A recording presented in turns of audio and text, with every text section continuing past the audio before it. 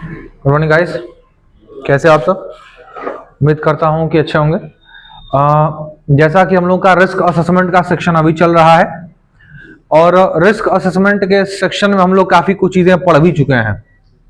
बहरहाल हमने अब तक पढ़ा कि sir hierarchy of risk control के तीनों हायरार्की ऑफ रिस्क कंट्रोल हमने देखा लास्ट वीडियो में। उसके पहले हमने जाना कि रिस्क असेसमेंट को जो स्टेप 1, स्टेप 2, स्टेप 3 उसमें क्या होता है। स्टेप 4 और 5 के बारे में बात की जाएगी।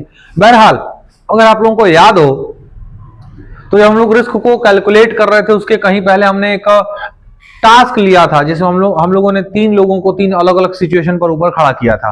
ध्यान में है? तो पहले हम ये जान चुके थे कि भाई कि कितना रिस्क इनका आ रहा है, हाई है, लो है या मीडियम है। जब हमने कैलकुलेशन करी तो पता चला भाई कि सबका रिस्क लेवल हाई आ रहा है। तो सवाल अब ये है कि सर अगर सबका रिस्क लेवल हाई था तो उसे कंट्रोल करने के लिए हम क्या कर रहे हैं। तो हमने पढ़ा कि भाई हम एलिमिनेशन कर रहे हैं, सब्स्टिट्यूशन कर रहे हैं, इंजीनियरिंग कंट्रोल लगा रहे हैं, एडमिनिस्ट्रेटिव कंट्रोल लगा रहे हैं और पीपीज लगा रहे हैं, तो रिस्क को कम किया जा रहा है। प्रैक्टिकली इसको दिखाया कैसे जाए, ठीक है? तो आइए शुरू करते हैं, क्या है, कैसे होता है, चलिए देखते हैं इसको। ठीक है, यही सिचुएशन हम लोग के सामने थी। एक बार फिर से रिकॉल कर लेते हैं। तो था क्या सर कि 3 लोग थे, ए, बी और सी। तीनों को हमने क्या किया सर कि एक को 10 मीटर, एक को 20 मीटर, एक को 30 मीटर की हाइट पे हमने चढ़ा दिया था। अब हमने रिस्क जब कैलकुलेट किया तो सर तीनों का क्या निकल के आया वैल्यू, 15, 20 और 25।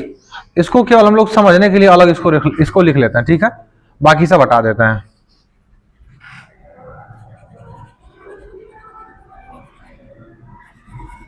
यानी रिस्क लेवल तीनों का हाई था, ठीक है? तो एक का आया 15, एक का आया 20, एक का आया 25, यही था। चलिए अब इसको हमको कम करना होगा। तो कम करने के लिए क्या था, हमारे पास 5 चीजें थी। क्या क्या था? पहला था एलिमिनेशन, ठीक है? दूसरा क्या था? सब्स्टिट्यूशन। तीसरा क्या था? Engineering control. चौथा क्या था? Administrative control. पांचवा क्या था? पीपीएस, ठीक है? तो अब इनका इस्तेमाल किया जाए। जब बात हायरार्की की हो रही तो सबसे पहले किसका यूज करेंगे आप? जो सबसे ऊपर बैठा होगा, यानी कि एलिमिनेशन। एलिमिनेशन का मतलब है हजार्ड को एलिमिनेट करिए। हजार्ड है यहाँ पे वर्क एट हाइट। क्या ऐसा पॉसिबल है कि ऊंचाई का खतरा ही खत्म कर दें? चलिए मान लीजिए कि इन लोगों को ऊपर यहाँ पर एक दीवार है, दीवार में बल्ब लगाना है। ऐसा पॉसिबल है कि बिना ऊंचाई पर गए बल्ब लगा दें? भूल जाइए। यानी कि सर एलिमिनेशन तो हमारा यहाँ पर, ध्यान रखिएगा, एक एलिमिनेशन होता है, एक इल्यूमिनेशन होता है, दोनों में अंतर है। एलिमिनेशन का मतलब होता है समाप्त करना, जबकि इल्यूमिनेशन का मतलब लाइट होता है। तो वर्ड को सावधानी से प्रोनाउंसिएट करना होगा। तो एलिमिनेट, तो एलिमिनेशन पॉसिबल नहीं हुआ। अब आते हैं सब्स्टिट्यूशन पे, मतलब बदलेंगे। अच्छा, 2 चीजें हो सकती हैं। पहला, आप यहां पर काम करने के इनको आप लैडर दे सकते हो, मतलब भाई आप सीढ़ी लो, सीढ़ी के ऊपर चढ़ो, अपने चढ़ के काम धाम देख लो। पहला केस। दूसरा केस आप ये कर सकते हैं सर कि इनको सीढ़ी ना देकर के आप स्काफोल्ड दे दो। तो क्या ऐसा पॉसिबल है कि हम सीढ़ी को स्काफोल्ड से बदल सकते हैं? हाँ सर, बदल सकते हैं। तो सब्स्टिट्यूशन तो अब लगेगा। तो स्काफोल्ड दिया तो क्या हुआ, खड़े होने की एक प्लेटफॉर्म हमको मिली। जहां पर थोड़ी सी जगह थी वहां पर हमने क्या किया, इनको एक बढ़िया प्लेटफॉर्म खड़े होने को दे दिया। भाई सीढ़ी पर खड़े होने में और स्काफोल्ड में खड़े होने में अंतर होता है। अब बताइए, कुछ रिस्क कम हुआ? क्या कम हुआ? गिरने की संभावना कम हुई या परिणाम बदल रहा है? अच्छा, अभी क्या परिणाम बदल रहा है? संभावना, केवल संभावना, क्योंकि परिणाम अगर गिरते हैं तो अभी भी वही आएगा जो पहले था। तो संभावना कम हुई, क्या बहुत ज्यादा कम हो गई? खुला जगह है, कोई रेलिंग वेलिंग कुछ है ही नहीं है, सही है? चलिए सब्स्टिट्यूशन में हमने क्या किया सर कि हमने लैडर को बदल दिया, किससे? स्काफोल्ड से। अब आते हैं इंजीनियरिंग कंट्रोल, यानी टेक्नोलॉजी का सहारा।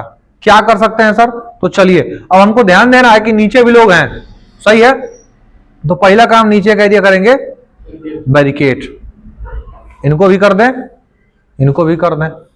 फिर लगाएंगे गार्डरेल। गार्डरेल देना पड़ेगा ना भाई, जाहिर सी बात है देना पड़ेगा, नहीं देंगे पता चलेगा कि लोग गए। गार्डरेल दे देंगे, टोबोर्ड वगैरह आप दे दोगे, चलेगा? ठीक, गार्डरेल दे दिया। अब आइए संभावना कुछ कम हो रही है, बहुत कम संभावना है, लेकिन परिणाम वही है। लाइकलीहुड बदला लेकिन कंसिक्वेंस अभी भी नहीं। क्यों सर? गिरने के चांसेस तो कम हुए, लेकिन अगर ये गिरते हैं तो डेफिनेटली मारे जाएंगे। सही है? चल भाई, अब ठीक है, चलिए अब हम क्या करेंगे, और कुछ करना है तो चलिए नीचे सेफ्टी नेट लगा देते हैं। कुछ कम हुआ अभी? चलिए ठीक है। आइए एडमिनिस्ट्रेटिव कंट्रोल। अब चढ़ने के पहले ये सब करना है। अब आदमी चढ़ने के लिए आया, काम का परमिट लो, बंदे का हाइट पास बनाओ, उसी बंदे को ऊंचाई पर भेजो जो काम के बारे में जानता, ऊंचाई पर काम किया हुआ हो। अब आप बताइए, एक अनुभवी व्यक्ति अगर काम करता है और एक नया व्यक्ति काम करता है, दोनों के काम करने में हादसे की संभावना किसके साथ ज्यादा होगी? नए के साथ। तो यानी बंदा कॉम्पिटेंट है, परमिट लिया गया है, हाइट पास बनाया गया है, क्या कुछ रिस्क को कम कर रहा है? सब कम हुआ। लेकिन अब चलिए ठीक है, आपने क्या किया, अब लाइक्लीहुड पे देख लेते हैं क्या आया लाइक्लीहुड तीनों का। तीनों को हमने दे दिया क्या? गार्डरेल वगैरह हमने दे दिया है। अब तीनों का लाइक्लीहुड आपके हिसाब से क्या आएगा? बहुत कम चांस है, 50-50 चांस है कि गिरेंगे। गिरने की संभावना की बात कर रहा हूं। रेलिंग लगाए तो क्या उम्मीद है? रेलिंग लगाने का मतलब आदमी गिरता ही गिरता है। बहुत कम चांस है कि गिरे, गिरने का चांस बहुत कम होता है। तो हम क्या बोल सकते हैं, एक या दो? दो ले सकते हैं। तीनों का दो आएगा? हाँ, क्योंकि संभावना तो तीनों की बदलेगी भाई, सेम कंडीशन है ना उसमें, क्योंकि जो आपने ए को दिया वही आपने बी को दिया, वही आपने सी को भी दिया है, संभावना तो तीनों की बदलेगी। लेकिन अभी भी क्या बचा हुआ है? कंसिक्वेंस अभी भी वही है, क्योंकि अगर ये गिरते हैं तो अभी भी वही होगा जो पहले हो रहा था। तो कुछ ऐसा देना पड़ेगा, जैसे अभी अगर सेफ्टी नेट हटा दें अगर इन केस, तो वो होगा। सेफ्टी नेट हमको पीवी में डालना पड़ेगा। चलिए तो अब देते हैं सेफ्टी नेट, सॉरी इंजीनियरिंग में रहेगा। अब डालते हैं लोगों को फुल बॉडी हार्नेस। ठीक,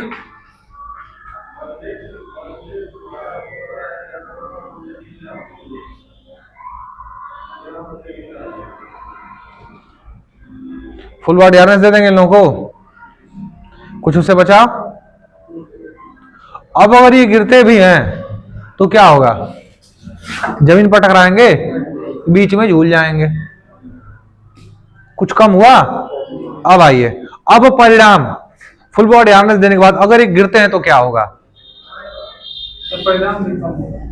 परिणाम भी क्या होगा? तो 1 2 3 4 5 गिरेंगे। 10 फीट वाला गिरेगा, हो सकता है चोट ना आए। लो हाई अभी नहीं करना है, अभी कैलकुलेशन करना है। अभी एक रखेंगे सर, हो सकता है चोट ना आए। 20 फीट वाला गिरेगा तो भी 2 हो सकता है, और तीसरा वाला गिरेगा तो ज्यादा से ज्यादा 3, ज्यादा से ज्यादा लॉस्ट टाइम इंजरी को मैक्सिमम का कर लेके आप चलो, तो नहीं तो उससे भी कम ये आएगा। चलिए ठीक है। अब तीनों का रिस्क वैल्यू कितना होगा बताइए? 2 4 6। रिस्क लेवल क्या है? लो अब बताइए, 15 को लेके आए हो 2 पे, 20 को लाए हो 4 पे, 25 को लाए हो 6 पे, कुछ कंट्रोल किए हो? बहुत हुआ। तो एक एग्जाम्पल के फॉर्म में मैंने समझाया कि कैसे आप हायरार्की ऑफ रिस्क कंट्रोल का यूज करके रिस्क को कंट्रोल कर सकते हो। आइडिया क्लियर हुआ? क्लियर है? यानी कि हायरार्की, भाई ये तो प्रूव है ना कि हायरार्की रिस्क को कंट्रोल करती है। अरे प्रभु, 25 को 6 लाए हो, 20 को 4 लाए हो, अब इसमें जो जुगाड़ कर सकते हो अपना करो जहां तक संभव हो। जैसे अगर आपको ध्यान हो, मैंने दिखाया था जब मोबाइल स्कार्फोल्ड से जब वो बंदे गिरे, सब जब झटका लगा तो इसे थोड़ी के बच गए होंगे, और हड्डी उड्डी टूटी होगी हो सकता है, लेकिन बचे तो। जहां पर बॉडी में मल्टीपल फ्रैक्चर हो सकते थे, आदमी मर सकता था, वहां पर हल्की फुल्की चोट आई, बहुत बड़ी बात है। सही है? तो ये चीजें रही। तो ये सिस्टम है जी, कहें कि ये तरीका है कि आप हायरार्की ऑफ रिस्क कंट्रोल का यूज करके आप अपना काम कर सकते हो। अब आइए आते हैं अपने वापस टॉपिक पे, जो था हमारा स्टेप 4। स्टेप 3 में हमारा हो गया पूरा क्लियर। ठीक है कि ऐसे ऐसे ऐसे ऐसे करेंगे, हायरार्की का यूज करेंगे, रिस्क कंट्रोल हो गया। यानी कि हमने क्या क्या पता किया? सर खतरा क्या है, पहला चीज। दूसरा, कौन कौन खतरे में और कैसे है पता किए और भाई छोड़े हो किए हैं आप। तीसरा आपने क्या पता किया कि रिस्क कितना है और क्या बचाव लिया जाएगा। सही है। वैसा थोड़ी कि आदमी को चढ़ा देंगे फिर कहेंगे कि फुल बॉडी हार्नेस चाहिए था, चढ़ाने के पहले सब हो रहा है। यानी क्या लोग थे, मतलब खतरा क्या था, किनको किनको खतरा था, किसे बचाना है, सब आप कैलकुलेट करके रखे हो। अब बचा है आपका क्या, मैंने क्या बोला कि इसको रिकॉर्ड करना पड़ेगा। रिकॉर्ड नहीं करेंगे तो चीजें भूलेंगे और आप ये नहीं कह सकते हो कि कौन सा रिस्क छूटा है जिसकी वजह से हादसा हुआ है। आप ये बात नहीं बोल पाओगे क्योंकि जब हादसे होते हैं तो आप हर एक पॉइंट को रिकॉल कर पाना पॉसिबल नहीं है। प्रॉब्लम क्या है कि हमें ये सारे डेटा याद रखने हैं, लेकिन ये डेटा इतना बड़ा है कि इसे रट पाना या दिमाग में मेमोरी में याद रख पाना संभव नहीं। तो क्या करेंगे हम उसके लिए, एक सिंपल सा फंडा, एक तो पेज लेंगे और उसमें बनाएंगे 3 ठो लाइन, स्टेप 1, स्टेप 2 और स्टेप 3।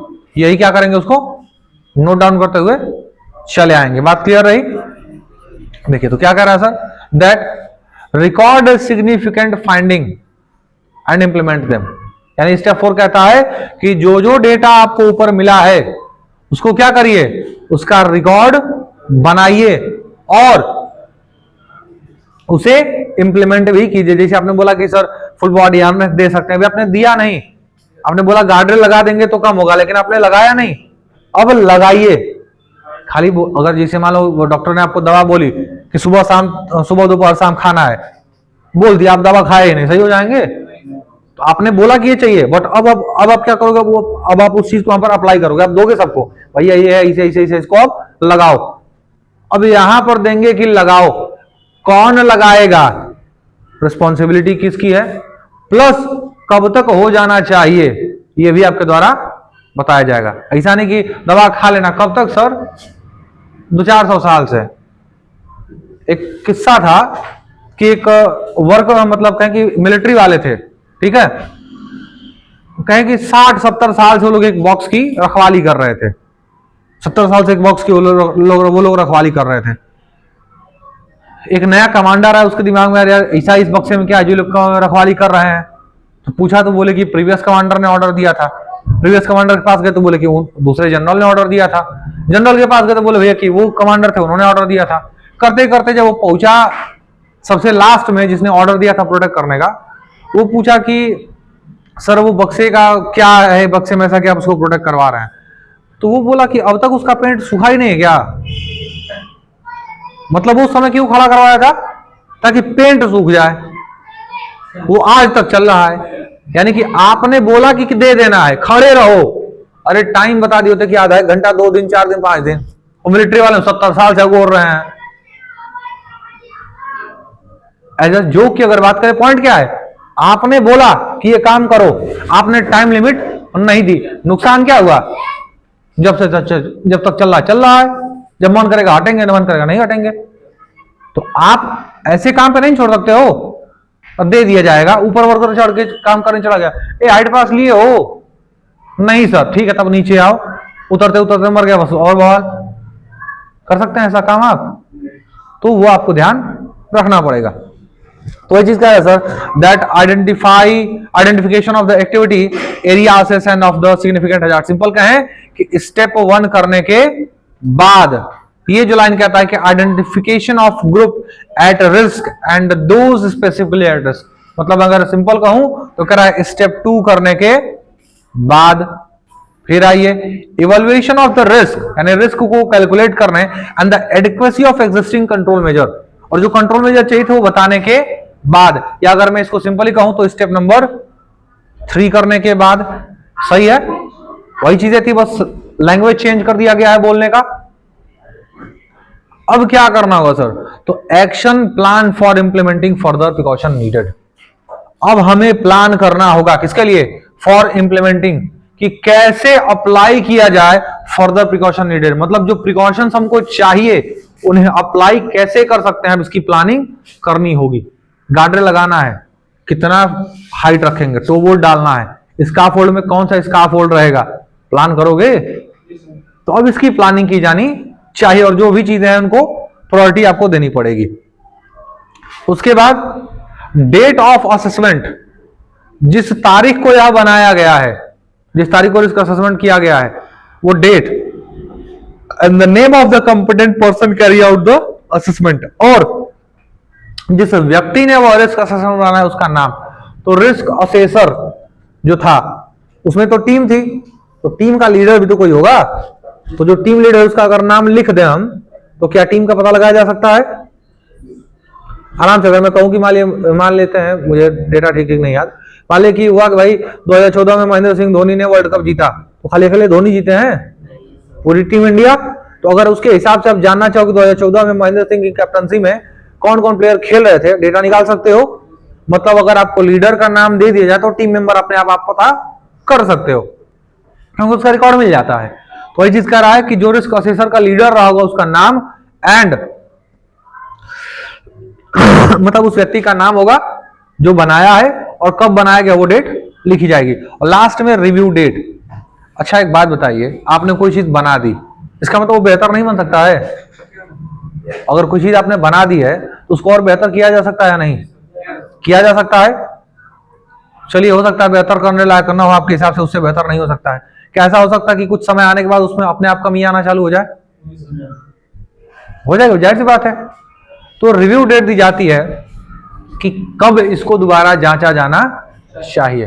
तो जनरली जो आप डेट देते हैं वो 1 साल का ही आप रखते हो ज्यादा से ज्यादा। उसके अलावा बहुत सारे केसेस हैं जब आप इसको रिव्यू या अपडेट करते हैं वो अलग अलग चीजें रहेंगी। अब आइए, मान लो आपने बना दिया, आपको भरोसा है कि एकदम सही सही है, इसमें सुधार की कोई गुंजाइश नहीं है, इस भ्रम में मत रहिएगा। तो इसलिए आया step number 5, review and update.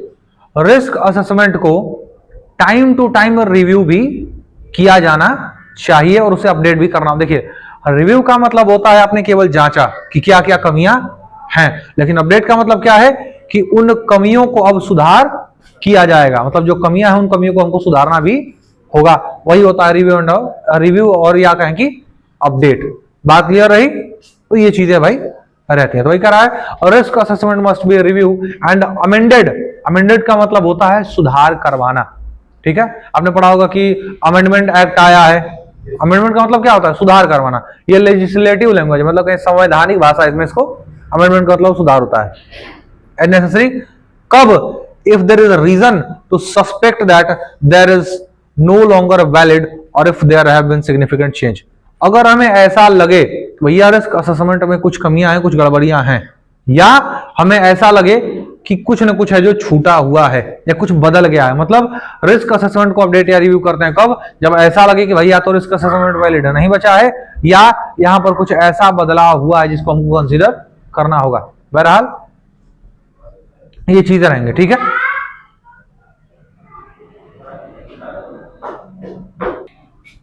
ठीक है। तो बहरहाल आपने जाना कि क्या केसेस होते हैं, कैसे चीजें रहती हैं।